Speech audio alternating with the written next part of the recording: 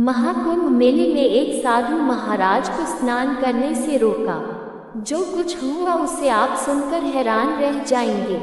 प्रयागराज महाकुंभ के दौरान एक साधु को गंगा स्नान करने से रोका गया।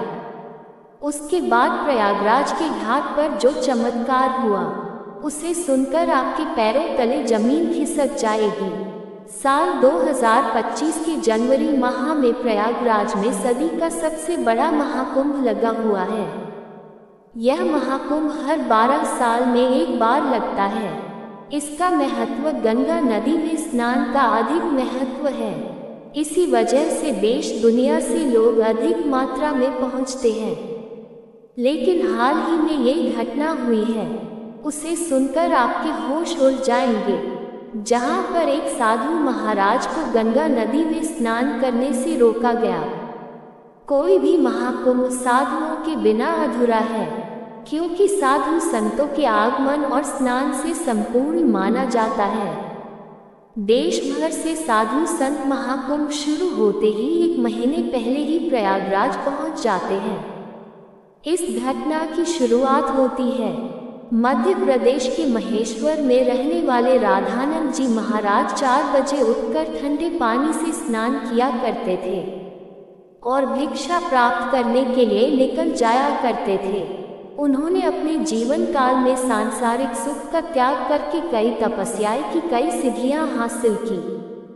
वे महेश्वर के घाट पर ही निवास करते थे। जब उन्हें प्रयागराज महाकुंभ लगने की खबर मिली तो वे महाकुंभ में जाने के लिए बहुत ही उत्साहित थे। वे तकरीबन 1 माह पहले महाकुंभ में पहुंचना चाहते थे, क्योंकि वे वहीं पर 2 से 3 महीने बिताना चाहते थे। उनका ऐसा कहना था कि महाकुंभ वो पवित्र समय होता है जहां पर सभी देवी देवता स्वयं उस स्थान पर मौजूद होते हैं। तप करना, साधना करना, भगवान का ध्यान करना अधिक फलदायी होता है। अगले दिन सुबह राधानंद जी महाराज जब प्रयागराज पहुंचे, सुबह के 3:30 बज रहे थे। सुबह 4 बजे स्नान करने का उनका दैनिक नियम था। उन्होंने सोचा कि क्यों न आज गंगा नदी का पवित्र स्नान किया जाए, और वे प्रयागराज के गंगा घाट पर पहुंच गए। उस स्थान पर गंगा नदी की सफाई का कार्य चल रहा था। राधानंद जी महाराज को ये देखकर बहुत खुशी हुई। जब उन्होंने अपने कपड़े उतारे गंगा नदी में स्नान करने के लिए आगे बढ़े, तो वहां पर खड़े कुछ नगर निगम के अधिकारियों ने उन्हें रोक दिया। उनका कहना था कि आप अभी स्नान नहीं कर सकते, क्योंकि इस समय साफ सफाई का कार्य चल रहा है। प्रयागराज में रोजाना रात्रि के समय गंगा नदी की साफ सफाई का कार्य किया जाता है, ताकि दिन व शाम के समय यात्रियों को इस कारण कोई मुश्किल न हो। राधानंद जी महाराज काफी धैर्यवान थे। उन्होंने सफाई अधिकारियों को समझाया, बात अच्छी है, लेकिन नित्य मेरा 4 बजे नहाने का नियम है और आज मैं प्रयागराज पहुंचा हूँ तो गंगा नदी में स्नान करूंगा। मेरे एक अकेले के नहाने से ना तो तुम्हारी व्यवस्था बिगड़ेगी, ना ही मुझे कोई समस्या होगी। लेकिन वह अधिकारी अचानक गुस्सा हो गया।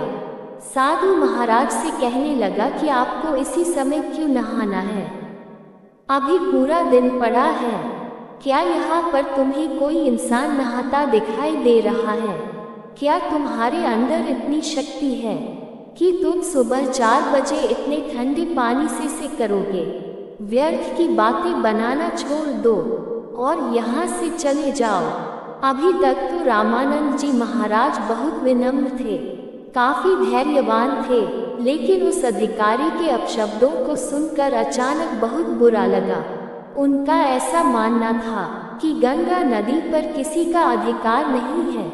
ये तो साक्षात भगवान शंकर की जटाओं से निकली है, जिसके अंदर सभी को अपने पाप धोने का अधिकार है और उसके लिए कोई निश्चित नहीं हो सकता।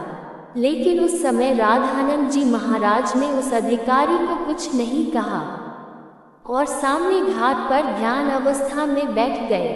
सबको लग रहा था कि साधु महाराज मान गए हैं और पीछे हट गए हैं। अब जब पुनः गंगा नदी के अंदर साफ सफाई की मशीनों को शुरू किया गया तो अचानक से बड़ी घटना हुई। वे सभी मशीनें शुरू होने का नाम नहीं ले रही थी। ऐसा लग रहा था मानो वह जाम हो गई है। उनके अंदर बहुत सारा कचरा फंस गया हो। अधिकारियों ने मशीनों को देखा परखा, उसके अंदर का सारा कचरा निकाल दिया। सबको उम्मीद थी कि अब मशीन कार्य करना शुरू कर देगी, लेकिन जब मशीन शुरू की गई तो कोई भी मशीन चालू होने को तैयार नहीं थी। सभी अधिकारी बहुत हैरान थे, किसी की भी समझ नहीं आ रहा था। लेकिन जब मशीन चालू नहीं हुई तो कई मैकेनिकल इंजीनियरों की टीम को मशीन देखने के लिए बुलाया गया। उन सभी मैकेनिकों ने मशीनों को अच्छी तरह से जांचा परखा, यही पाया मशीन एकदम सही है। मशीन खराब होने का कारण किसी को समझ नहीं आ रहा था। राधानंद जी महाराज अभी भी उसी घाट पर ध्यान अवस्था में बैठे हुए थे। गंगा नदी का साफ सफाई का कार्य रुका हुआ था। सभी लोग बहुत हैरान थे। उस समय जो मैकेनिक इंजीनियर वहां पर मशीन सही करने आया था, उसने राधानंद जी महाराज को देखा तो उसकी आंखें खुली की खुली रह गई। वह राधानंद जी महाराज के चरणों में गिर गया और बाबा उसे आशीर्वाद देने लगे। फिर वह सभी अधिकारियों को बताने लगा, वह महेश्वर के शिव महाराज हैं। बचपन के समय एक बार जब मुझे सांप ने डंस लिया था, इन्होंने ने ही अपने चमत्कार से मेरी जान बचाई थी। तब उस अधिकारी को अपनी गलती का एहसास हुआ। वह समझ चुका था अगर वह अपने दैनिक नियम के अनुसार 4 बजे गंगा स्नान करना चाहते थे तो मुझे इन्हें रोकने का अधिकार नहीं था। मैंने जो इनका अपमान किया, इन्हें भला बुरा कहा और गंगा नदी में स्नान करने से रोक दिया, उसी का परिणाम हम मशीनों की खराबी के रूप में भुगत रहे हैं। अब यही हमारी समस्या का समाधान कर सकते हैं। हमें इनसे माफी मांगनी पड़ेगी। सभी अधिकारी मिलकर राधानंद जी महाराज के पास गए। उनके चरणों में बैठकर और हाथ जोड़कर कहा, हमें इस बात का अंदाजा नहीं था कि आप एक दिव्य संत हैं। हमसे बड़ी भूल हो गई। हमें आपको स्नान करने से नहीं रोकना चाहिए था। राधानंद जी अभी भी बहुत विनम्र थे। उन्होंने अधिकारी से कहा कि यह जरूरी नहीं है कि कोई संत चमत्कारी हो तभी उसे गंगा नदी में स्नान की अनुमति दी जाए। गंगा नदी के ऊपर सभी साधु संतों का सबसे पहला अधिकार है। सभी अधिकारियों ने हाथ जोड़कर कहा, आप गंगा नदी में स्नान कर सकते हैं। हम आपसे माफी चाहते हैं। राधानंद जी महाराज समझ चुके थे। सभी अधिकारियों को उनकी गलती का एहसास हो चुका था। उनका अभिमान दूर हो गया। उन्होंने विनम्रता पूर्वक उन अधिकारियों से कहा, तुम चिंता क्यों कर रहे हो? अभी समय कहाँ सीता है?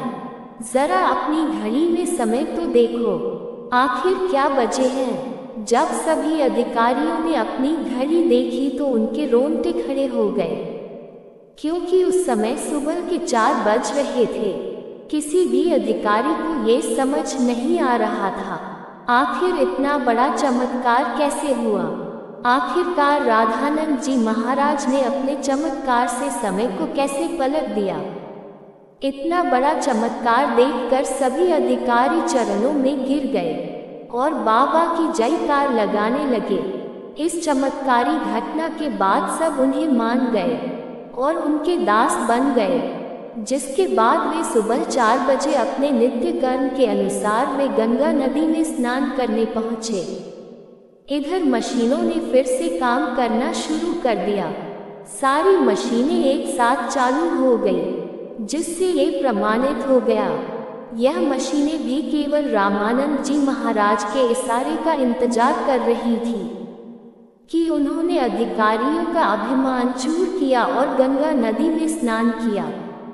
वैसे ही फिर से मशीनें चल पड़ी। ये बहुत बड़ा चमत्कार था जो हाल ही में प्रयागराज महाकुंभ में हुआ है।